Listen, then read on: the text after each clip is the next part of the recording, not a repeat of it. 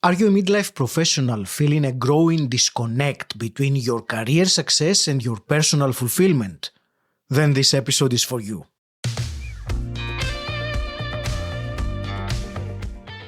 Welcome to Personal Development Mastery, the podcast helping midlife professionals in transition turn uncertainty into clear direction and confident next steps. I'm your host, Agi Keramidas. Join us every Monday for in-depth conversations with experts and every Thursday for shorter solo episodes with insights and tools you can use. This is episode 570. If you are looking to reinvent your career and identity, the following conversation explores how to navigate the messy but meaningful journey of midlife transition with clarity and intention. Keep listening to discover why so many high performers feel disconnected in midlife and learn practical ways to explore new possibilities and design a career that truly fits where you are. Before we start, if you are a midlife professional ready for change, I offer one-to-one coaching to help you get clear on what's next and create a realistic plan forward. As a former dentist who has made this transition myself, I know how challenging this can feel. To explore this, visit personaldevelopmentmasterypodcast.com/mentor or tap the link in the show notes. Now let's begin.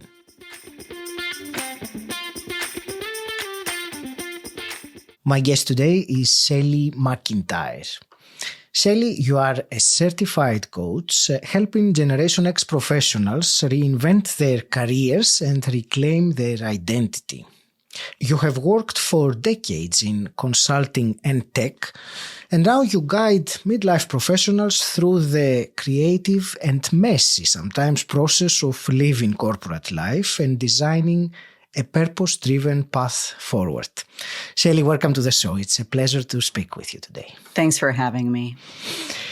I'm looking forward to exploring today with you, navigating career reinvention and also the identity shifts that can come with it. So what I would like to start with, many high-achieving professionals reach success, especially in midlife, and then feel some disconnect or something internal that they can't necessarily name or understand, perhaps. Why do you think this is so common nowadays? I think a lot of professionals started their career by understanding what type of mask they need to put on to get by in the corporate world. So we all have a lot of training understanding the mode to be in. And maybe that's a hard driving mode. Maybe it's the workaholic mode or the person who always speaks up in meetings or creates political turmoil. Whatever it was, we have adapted to a way of being in the corporate world that served us very well. And then I think as a lot of people hit midlife, they come to a reckoning that they don't have as much time in front of them as they have behind them.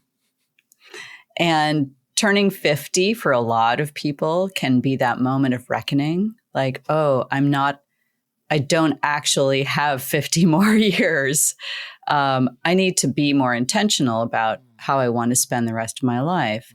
And that's, I think, the moment where the person below the mask demands to be seen. And when that demand happens, it is hard to shut that person up. We can't set them aside anymore because they need our attention and our care. And like a toddler, they're going to throw a fit if they don't get it. This is a great way of describing, so thank you. I will ask in As a continuation of this, I mean, I liked how you said, you mentioned the mask and the person behind the mask that speaks up. As you know, and as I know, many people, regardless, despite that, they still remain in a career that is not, I will say it makes them unhappy, or they leave them unhappy.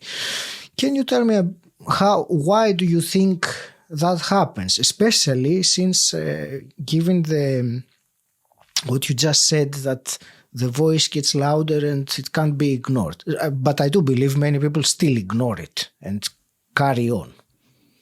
Yeah, and a lot of people don't have the option, or they believe that they don't have the option of going somewhere else, right? They might have pretty intense financial obligations. They might still be paying for kids to go through college.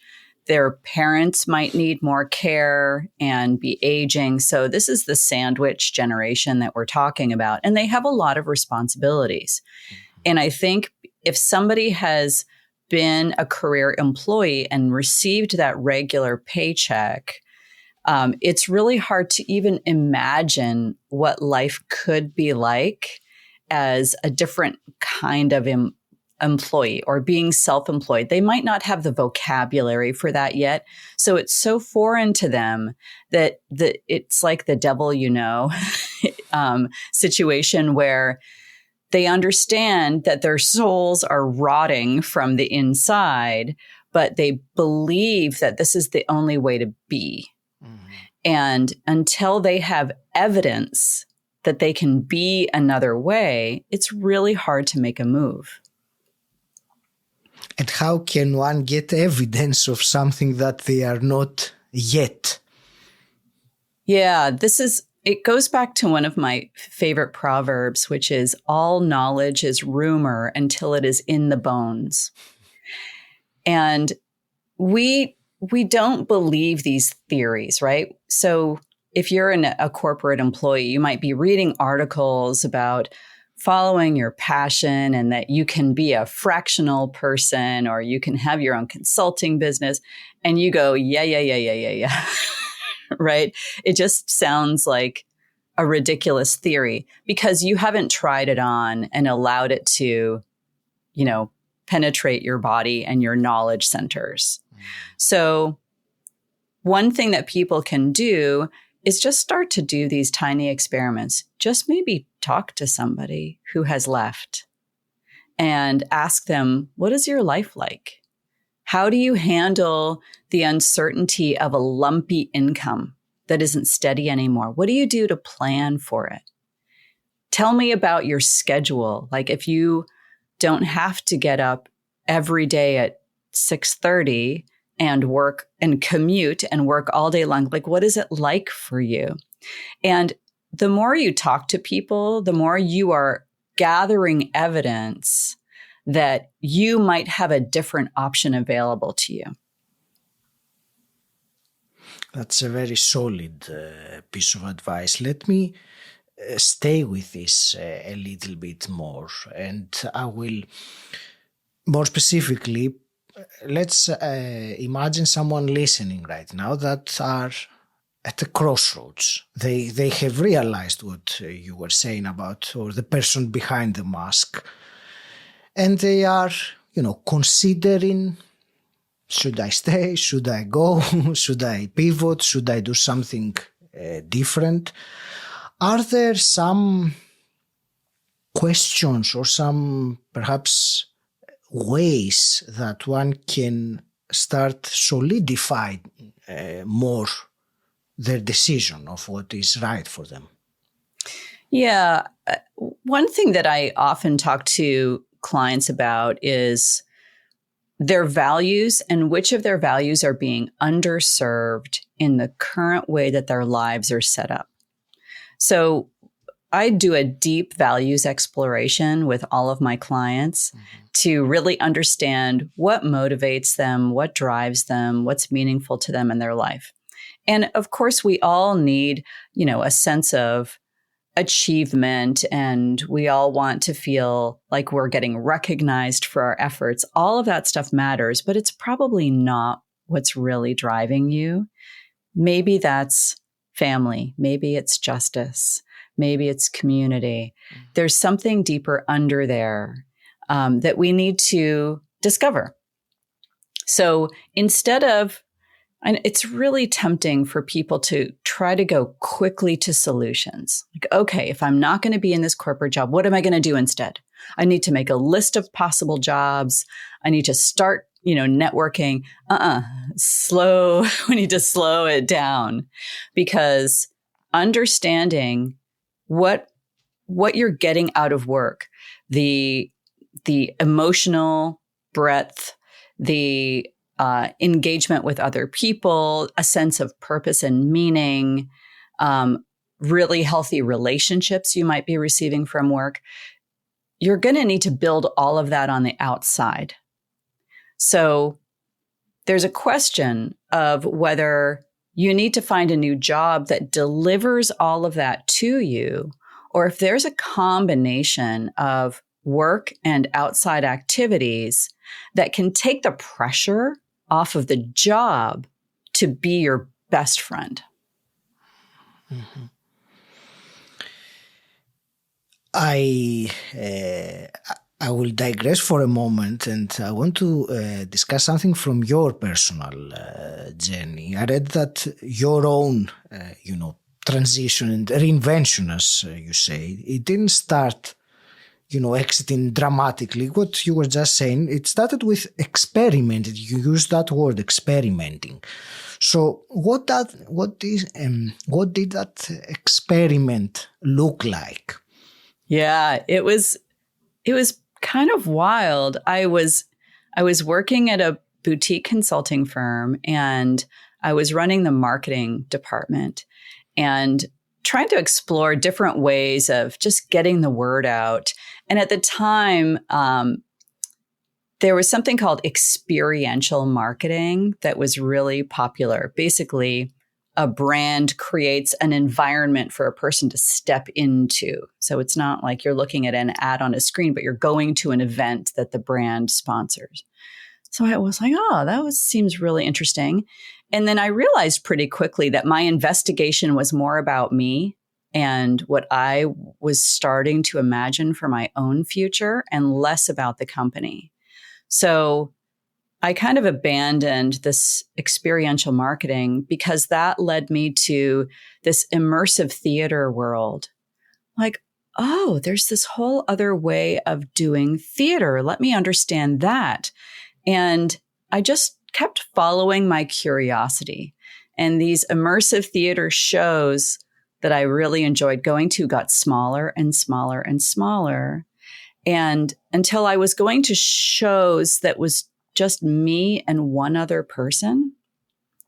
And what I learned from that is that it was being in this meaningful, high stakes conversation that was really opened my eyes to something that I hadn't been getting from my corporate career. Like, oh, I feel very present in this moment. And I believe that my presence matters. I am required to be in this one-on-one experience that we are creating together. And who else is doing these types of high stakes experiences? Which led me very quickly into the death care community. Because if we want to have a high stakes conversation, the highest stake conversation is about death. And I met these incredible people and started going to events with kind of death care innovators. And a few of them said, Shelley, we think you need to explore the world of grief, because we need more people who are versed in the language of grief, because it's everywhere and we're not talking about it enough. Mm-hmm. So by then I was ready to leave my job, and I did. It happened to coincide with lockdown for COVID. the same week. And I very quickly started training to become a grief coach. And that's sort of how the transition happened. Like everybody's transition is very windy and weird, but when you look back, it makes complete sense. You can see exactly how we all got here. So for me to say that my transition began in immersive marketing and ended up in grief makes total sense to me. I will very quickly add to because you said it was the week before the lockdowns. I started this podcast a month before the lockdown. So and I have heard similar stories of people doing something that time, February, March 2020. So I think there was a big, let's say, energy towards doing something that led many of us to a different direction. I will come back to what we were discussing about, the transitions at, let's say someone, and I will carry on a kind of a timeline here.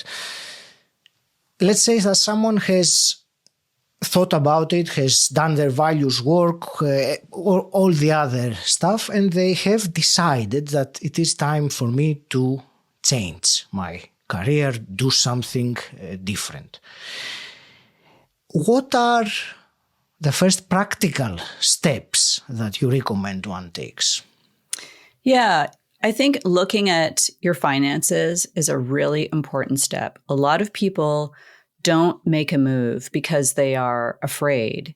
Even if they have, money in the bank, maybe their financial advisor is saying, go for it. You can handle making a change. We can adjust some things. Maybe they are worried about what their partners will think. But getting that in order and understanding what the options are is an important first step that can take like this thing that might not be the blocker, but we just don't have enough information about it. It can allow us to move forward without this big scary thing hanging over us. So really understanding where you're at financially, what the options are. If you need to go, if you are going to switch careers and you'll still, of course, have to pull in an income. Does it have to be the same income as you have been making? Can it be less? What are the options there? So understanding that, I think, is a really important first step because that's often the thing that blocks people from making a move. And then more on the meta level, inquiring about what the job has to do for you. What is the job of work? Does it have to fulfill your financial requirements, plus give you all of your relationships, plus give you your meaning and your purpose, plus your sense of achievement? Does it have to do all of that? Or can we take the pressure off of the job? If it has to fulfill, like, let's say, your sense of emotional engagement and achievement, because we all need to feel that, and some relationships, but you have meaning in activities or outside of work. Like, let's say you can treat this as a portfolio exercise and run a portfolio career. And this is becoming far more common now, where people have multiple revenue streams, where you're going to put together a few activities that make sense, some of which you will be paid for and some of which you might not, to create this more rounded life. Because we don't want to take you out of the frying pan and put you right back into the fire. And just, even if you go out on your own, that you become a workaholic and you burn yourself out with your solo career. We don't want that either. So let's look at this as a suite of things that you can put together to fulfill all of the stuff that you need at your core. Mm-hmm. That's great. And Shelley, let's also talk about challenges that one faces during the transition. Obviously, uncertainty, I think it goes without saying that it is part of it. No matter how well you plan it, there will be an element of uncertainty. So let's start with that. How do you advise one to deal with that inherent uncertainty? Where you're going into the unknown. Uncertainty is by definition part of it. Yeah, I mean, it's a totally normal part of it. And I think where there's a couple of things. I think people are really hard on themselves for feeling uncertain and for pausing. So if you feel the uncertainty, could we maybe not make it worse by punishing ourselves for feeling that? Just allow the feelings to happen, which is already a challenge for a lot of people. And then I think some people have trouble when they try to act too quickly. So let's say they get laid off from a job, which is a really devastating thing for a lot of people. And then right away they think, okay, I have to start my own company. I think I have this idea and I need to act on it very quickly. But what is actually happening is that they are entering this phase that I call the off-gassing phase, which can last for about 3 months after you leave a company or a job. And that is the deprogramming time, where your nervous system has to rewire itself, where you are still grappling with, oh God, I didn't finish that project. You're still having the dreams that are waking you up in the middle of the night. And you are cognitively impaired for those first 3 months. You might feel a little drunk all the time. You have trouble focusing. You start projects, you can't finish them. This is not the time to try to lock into a new mode of productivity. This is the time to be gentle with yourself. Understand that your whole world internally and externally is changing, and we don't have to rush things. Can you just be in that squishy, in-between liminal space for a little while before your body and your heart starts believing that you're not still back there? It needs time to catch up. I like that. And, 3 months, when one says 3 months, it doesn't seem like a big amount of time. But when you're going through these 3 months, it feels like it's much longer than that. It does. But, it's funny. I think people can tend to isolate themselves in that off-gassing period, but they don't have to. Because if they could call a friend and say, hey, I'm feeling kind of loopy and I can't put sentences together very well, but would you come over and just watch reality TV shows with me? Your friend is going to be so excited to do that with you. So we can have company, we can have partners in that time so that we're not losing our connections, because losing the work relationships can be really hard on people. And one thing that can surprise them is that they stop hearing from their work friends. They assume that because they had a close work relationship with somebody, that it will continue after they're gone. And a lot of times it does not. And that is a real heartbreak for a lot of people, which means that you really need to start boosting your relationships outside of work that will endure. And you can do that long before you leave your job.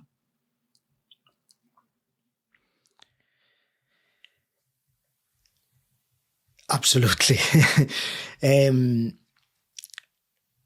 Let's talk about one more challenge, which I think is closely related to what we are discussing, and that is identity. So, especially when one has worked a specific career or profession for decades, they very much tend to identify with it. I mean, it is so common when you ask someone, they say, I am a, and they state a profession. So that I am really creates a very strong sense of identity. So when someone has that over the years, over the decades, and they suddenly realize that they are not that anymore,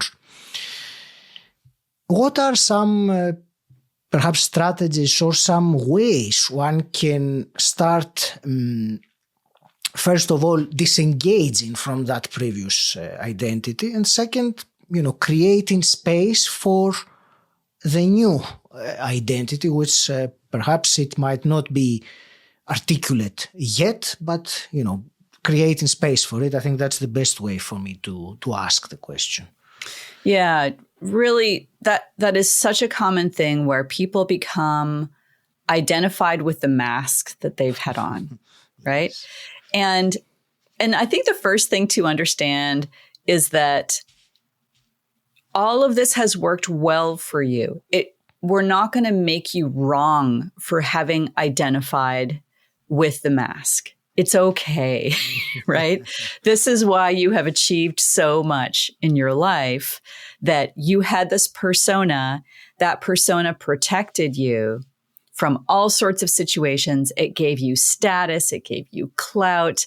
It gave other people a shorthand to sort of understand you, but they were always understanding this quite arbitrary mask that was hiding you. So we don't want to rip the mask off your face and leave some kind of sensitive skin exposed to the air too quickly, right? So one thing I like to reframe people for is lead with what you like instead of what a corporation has decided that you are, because you were never that. That, VP of product is a ridiculous title that doesn't mean anything or means something different in every company that you go to. But it never reflected the person who loves mountain biking or being a parent to their 6-year-old or playing tennis on the weekends. Like, can you start leading with what you like? And this is another tiny experiment where, let's say you go to a party and somebody says, Augie, what do you do? And instead of saying, I'm a podcaster and a consultant and I do all these things, could you just answer instead, this is what I really love. Hey, I love reading young adult sci-fi novels, right? Whatever it is. Because it's so much more also engaging and relationship building to connect with others on things that you love. Because if you say, I'm a VP of product, it's kind of a conversation stopper. Like, okay, good. Nobody really knows what that means. And your job is probably quite boring and nobody wants to talk about it anyway. So how can you get more in touch with what you actually love? And I will say that when you're burned out, it can be hard to locate what you love. I have clients come to me and say, I don't remember what I like anymore. I get no enjoyment from my life, and I can't possibly imagine what I might do next because everything seems gray. We have to find the things inside of us that get us fired up. And maybe we come at it from different angles. Maybe instead of saying, what do you love? It's what problems still exist in the world that piss you off? What are you so frustrated that is still existing that hasn't been solved yet? Like, why is the lid of my coffee mug still leaking? Isn't there a better design for this? In those frustrations is something that you care deeply about. Oh, if I care about this design, do I care about like mechanical engineering? Am I really tied to aesthetics of something?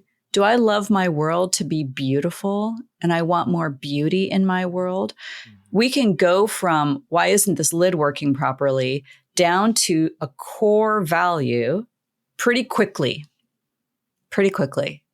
So I think the first step in de-identifying yourself from an arbitrary corporate label is to connect with what you love. Mm-hmm. And let me ask a bit further into that, because you focused very much on the corporate label. What if it is not a corporate label? For example, for me, I used to be a dentist, so that's not a corporate label. And it's not arbitrary as such. I mean, in a way it is, but not in the same way. Is there any nuance there, any difference? Yeah. And I talk to people who are doctors who are also going through that, because in helping professions, it is really an identifier of what you believe is right and good in the world. And we don't want to take that away. We don't want to say, oh, no, you're no longer a helper. You no longer care about people. That's not true at all. Mm-hmm. But it was a thing that you did to express your care for others. There are many other things that you can do that will also express your care for others. I have a good friend who is scaling down her medical practice. She's still a doctor and she will always be a doctor. But she has so many other things too. And she's exploring different paths to care for people in a way that she truly believes in. And all of this is possible. So you can take away the dentist title, take away all of your equipment, take away all of your patients, and still be in a service like your podcast right now that is reaching out to people who want help, and you're helping them. Thank you for this additional comment on this, Shelley. And actually, I wanted to ask you one more thing about identity and more of your own story. So is there, after all these years, any part of your the corporate identity that still comes up or perhaps tries to pull you back? And if there is, how do you keep it at check?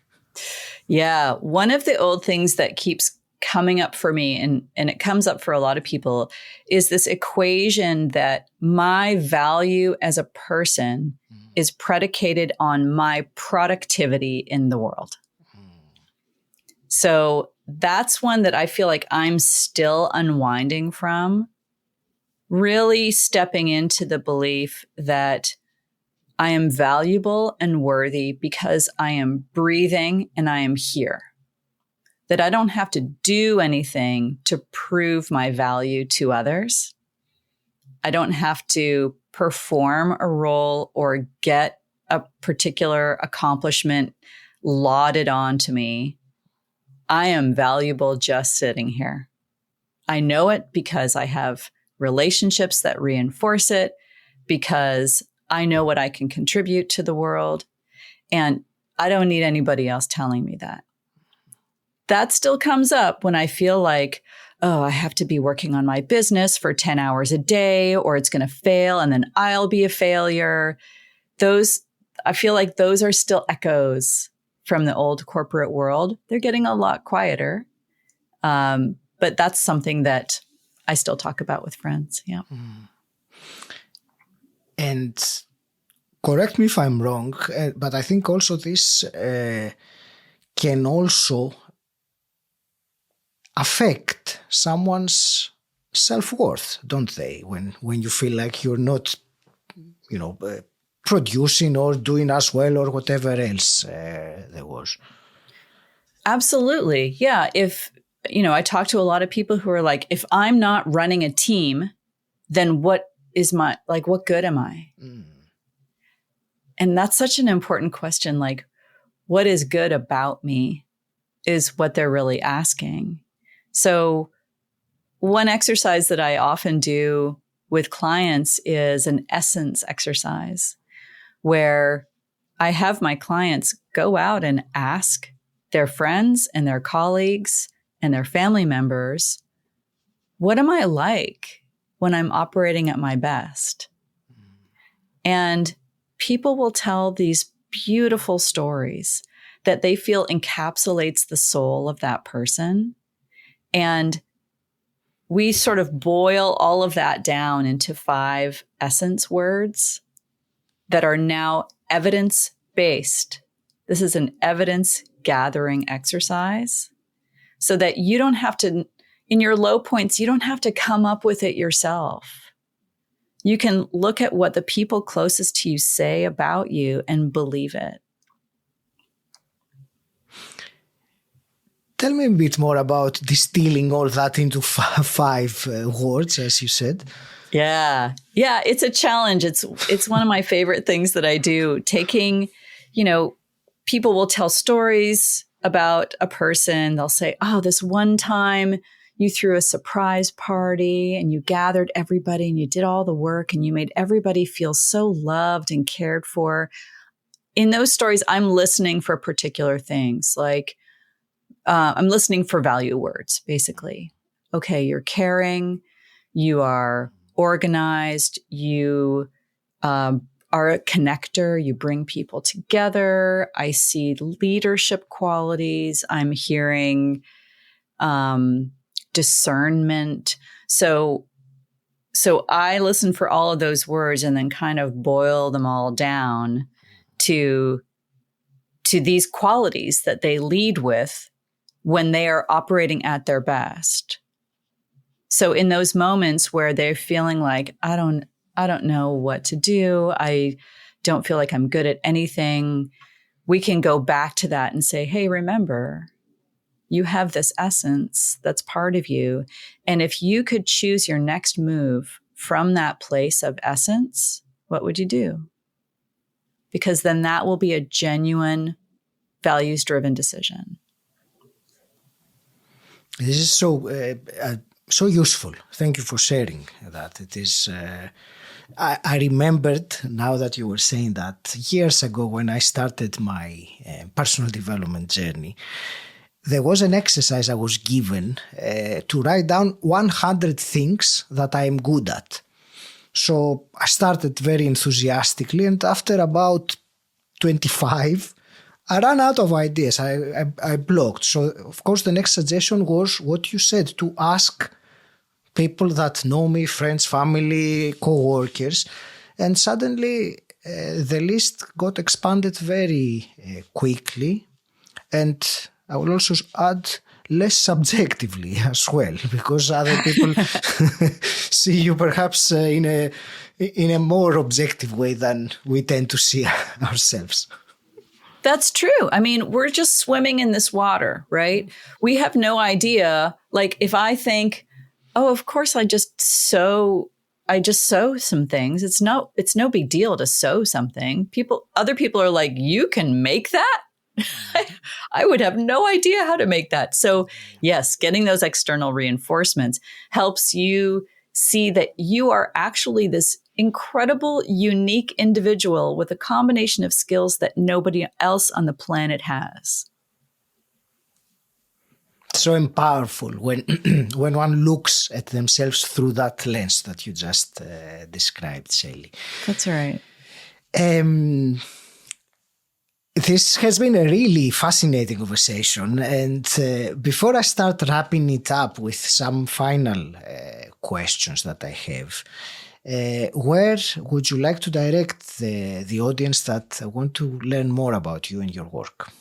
Yeah, my website is burnthemapcoaching.com. And that's where they can also find my podcast called Burn the Map. Thank you. And actually, since you mentioned that, very quickly, how about burn the boats or burn the bridges? What's your opinion on that? It's not exactly the same, but it's similar. Yeah, the connotation of burn the bridge is to destroy relationships in your wake, and we don't want to do that. Okay.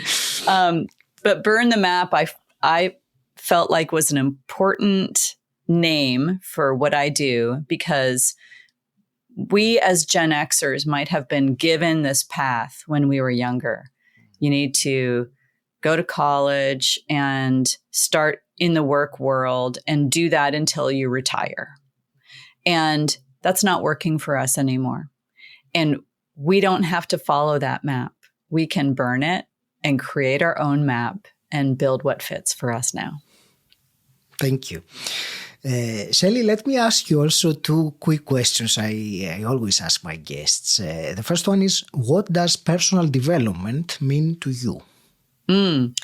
It means to me that you're just trying to learn yourself, learn your own motivations and how you interact in the world, get rid of the coping strategies that may have served you but are no longer serving you, and also that you'll never be done. I completely agree with that. One never arrives at this. That's right. And hypothetically, if you could go back in time and meet your 18-year-old self, what's one piece of advice you would give her? I would say, don't date him, girl.